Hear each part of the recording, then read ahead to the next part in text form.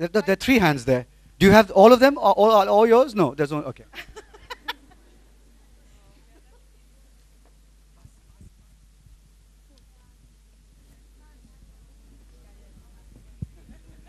Um, good morning, sir. I'm Mayam from South Sea International School, and my question is to Ruskin, sir.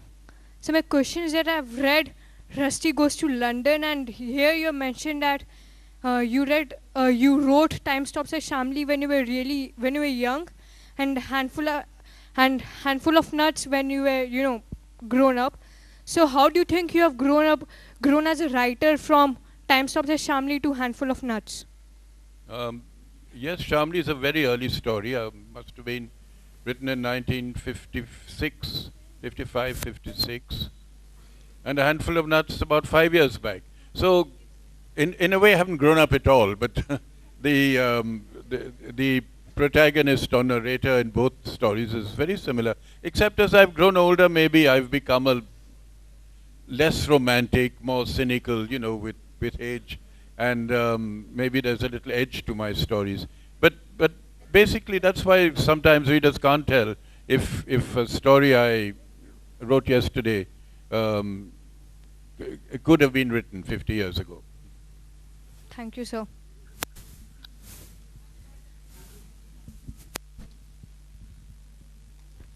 That's a very creative hand. You're strobing your hand right at the back. That girl in glasses, superb. You deserve the mic for sure.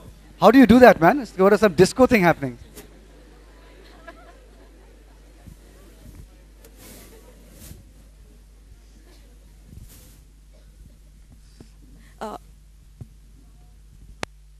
Yeah, we heard you. It's working. Your was loud.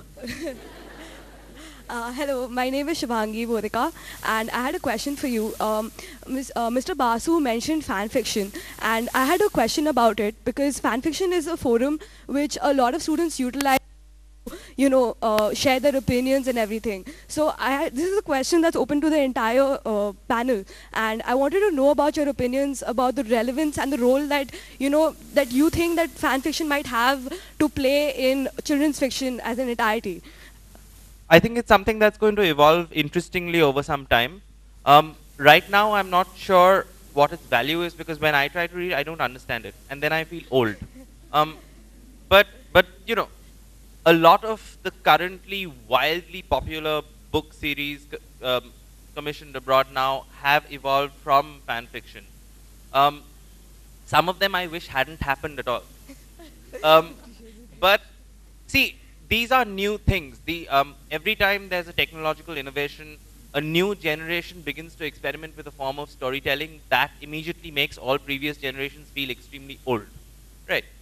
So something huge is going to happen out of this collaborative storytelling, wiki-type storytelling that fan fiction is now, but we're still in the process of seeing it evolve. I mean, another medium of storytelling that is just now beginning to find its feet is, say, video game storytelling, right? Yeah. So when you look at open world video games, when you look at apps, when you look at all the fascinating things that you guys are growing up with on your smartphones and so on, these are opening sort of neuron connections and building storytelling capacities in your brain that we simply do not have, right?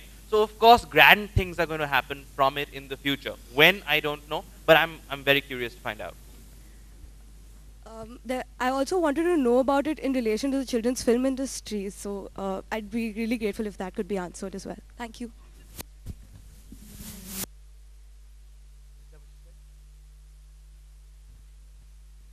Sorry, what did you say? How is it going to open up the world in the film realm? Oh, I think that this collaborative way of contributing, how will it help in cinema? I meant fan fiction as well because, like you were speaking about how you wanted children to contribute to the stories that you wrote and everything. So fan fiction provides a forum already. So yeah, I wanted to know like what relevance. I haven't even thought about it, but I think that the idea of getting children, I said, children have to not contribute their stories. I said children have to make their voices heard, that they want content, just like they make their voices heard today in and out of the classroom without any fear. That nameless, faceless entity that makes movies and books should be brought closer to you so you can actually say, look, we want stuff and we want excellent stuff, and to build pressure as a money-paying, ticket-buying audience to producers and directors. It wasn't so much as contributing your stories. I'm sure that can also happen.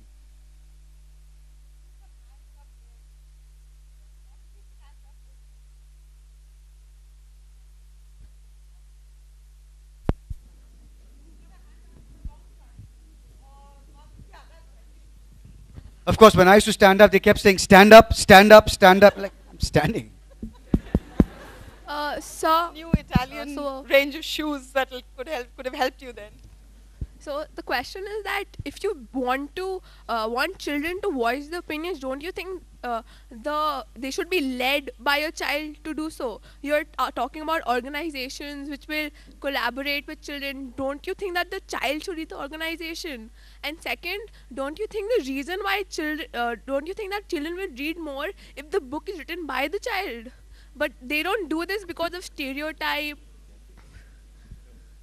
I didn't get all the question, but I think you were proposing a children's union, sort of trade union, to deal with teachers and parents and principals. Not a bad idea, really. Thank you. But Mr. Bond started writing as a young child. And he wrote for children, for adults, for everybody. So what stops you from writing? A lot of my stories weren't written for children. They were just written for myself. I write for the joy of it. And if a story happens also to be just right for the young reader, that's great. But I've occasionally written a story specifically for children. But I think at least the bulk of my work has just been written for anyone who's on the same wavelength, more or less.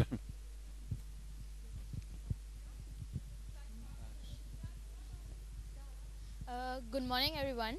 My name's Dev Gupta. My question is to Mr. Ruskin Bond. How many ghosts have you seen till now? Because you've encountered many of them in your stories. How many ghosts have I written about and how many ghosts have I seen? They're two different things. I've written about, when I run out of people, I write ghost stories. Let's say that. It's because over the years, whenever I'm asked sometimes for a story and I've got writer's block, you can always cook up a ghost, you see. But people are real, so you have to take them a little more seriously. So, in all honesty, I have only seen the occasional ghost. Like, I think I see Claude Martin floating across the wall at the back, and looking on at this present meeting. Let's have a question from this side of the audience. Somebody from this side, my right. Hello. Dear Mr. Ruskin Bond, I want to ask you a question. About all the books you write, all of them have an inner meaning. So, what message would you like to give to the children, to us, the children of India? Some difficulties and problems in life, and I wish you well with all of them.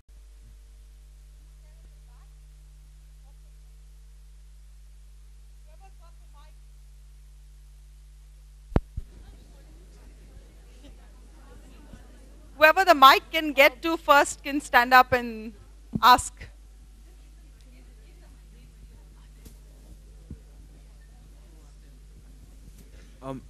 My question is to the entire panel, actually. I've heard of the concept of art for art's sake and art for life's sake. So, a piece of writing, a film, or any form of art, does it have to convey a social message? Like, necessarily, does it have to convey a social message? Of course not.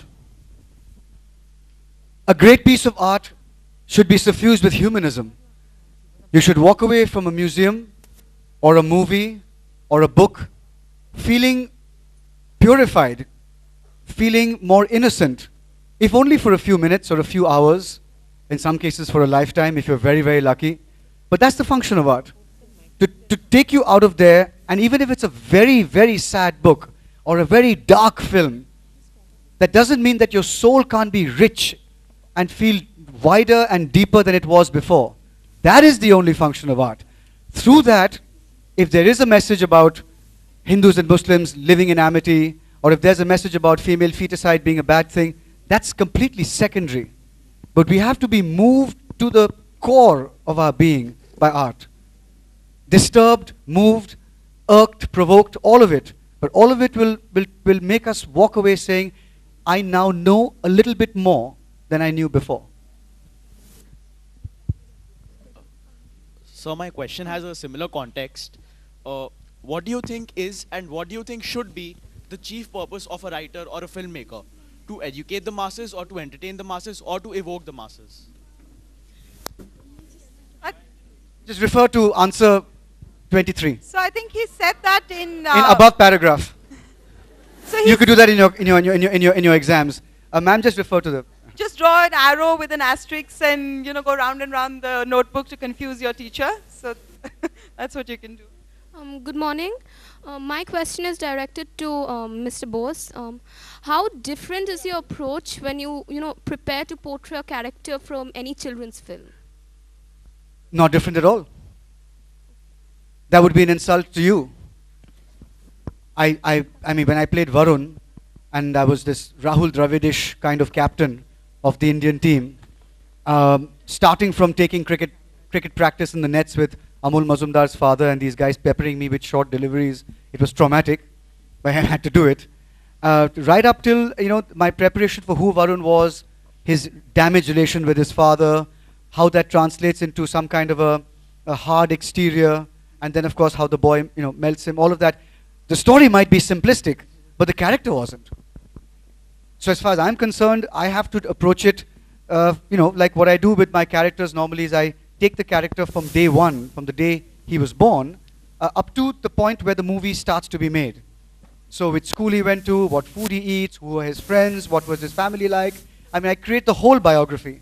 So that later on, when we are shooting the film, if the director says, I want you to run across the road and buy a packet of chewing gum, I would say, no, I don't think he would run. He's not the kind of person who runs, unless it's something very, very urgent, and chewing gum isn't. So I would then be in a position to be true to the character that the director wrote or the writer wrote, and then help the film move onward. But the short answer to your question is no change at all. Yeah. So we have time for one more question, and then we do have the vice principal who can just comment on the subject I raised earlier. So one more question. Whoever gets the mic, you can stand. Yeah. Okay. The lady beat you to it. Yeah. So my question is to the entire panel. So you were discussing about how the film industry, or even books for that matter, you need to sort of catch the imagination of the children, and how that would make, that is the only way you could sort of make people understand, and we could have that Harry Potter moment, that you have to put yourself in the position of children while writing what would actually catch their imagination.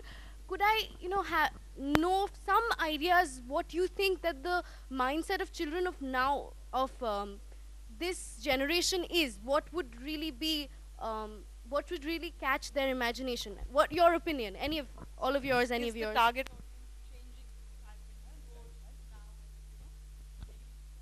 Oh, I didn't know the question was directed at me. No, it could be. I said entire. No, I don't. No, I've never had a target audience. I just, as I said earlier, I write in a way for myself.